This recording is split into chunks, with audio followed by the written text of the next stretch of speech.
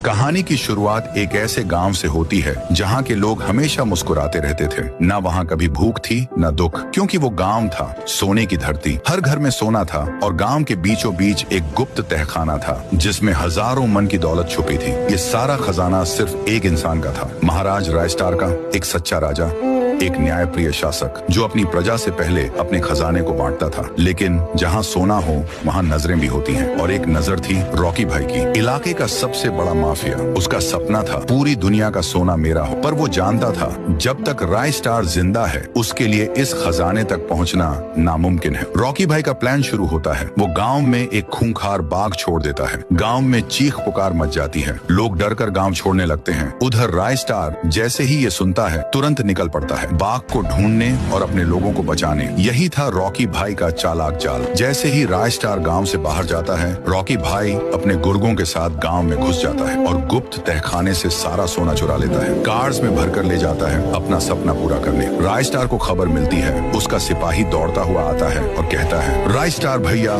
Rocky भाई सारा सोना लेकर भाग गया। रायस्टार की आंखों में गुस्से की आग जल उठती है। वो कहता है, अब समझ आया, ये सब रॉकी की साजिश थी। वो फौरन अपनी सुनहरी लैम्बोर्गिनी में बैठता है और निकल पड़ता है रॉकी के इलाके की ओर। रॉकी भाई अपने ठिकाने पर सोने के ढेर के सामने बैठकर मुस्कुरा रहा था। देखा कैसे बेवकूफ बनाया उस रायस्टार को। तभी एक आदमी दौड़ता हुआ आता है। रॉकी भाई, रायस्टार आ रहा है और बहुत गुस्से में है। रॉकी हंसता है, आने दो उस नाटकबाज को। रायस्टार की एंट्री होती है धुआंधार। लंबोर्गिनी से उतरकर वो गरजता है, रॉकी तूने बहुत बड़ी गलती की है, मेरा सोना चुराकर तूने मौत को दावत दी है। रॉकी जवाब देता है, बच्चे तू जानता नहीं मैं कौन हूँ। रायस्टार, मुझे फर्क नहीं पड़ता तू कौन है, मुझे मेरा सोना चाहिए अभी और यहीं। रॉकी चिल्लाता है, तो आ लड़ मुझसे, अगर दम है तो सोना ले जा। और फिर दोनों के बीच शुरू होती है एक भयानक जंग। पूरे इलाके में धुआं, बारूद और धमाकों की गूंज। धरती कांपने लगती है, बिजली कड़कती है, और जब धूल बैठती है रॉकी भाई जमीन पर गिरा होता है, बेहोश, हार चुका। रायस्टार एक राजा की तरह अपनी कुर्सी पर बैठा होता है, शेर की तरह शांत और विजेता की तरह गर्वित।